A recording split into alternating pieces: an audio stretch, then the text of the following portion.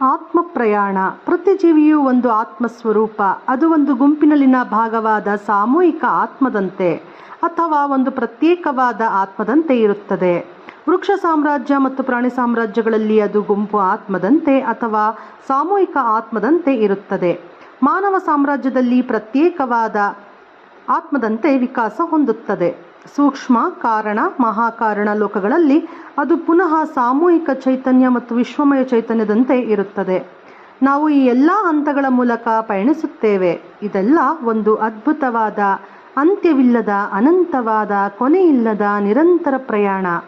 A ಇಂದ Z ವರೆಗೂ ಎಲ್ಲ ಹಂತಗಳ ಮೂಲಕ ನಾವು ಪಯಣಿಸುತ್ತೇವೆ. ಪ್ರತಿಯೊಬ್ಬರೂ ಕಡ್ಡಾಯವಾಗಿ ಓದಬೇಕಾದ ಪುಸ್ತಕ ಎಂದರೆ ಅದು ಪೀಟರ್ ರಿಚಲ್ ಅವರು ಬರೆದ ಎ ಸೌಲ್ಸ್ ಜರ್ನಿ ಪುಸ್ತಕ. ಎಲ್ಲರೂ ಆ ಪುಸ್ತಕವನ್ನು ಓದೋಣ ಮಾಸ್ಟರ್ಸ್.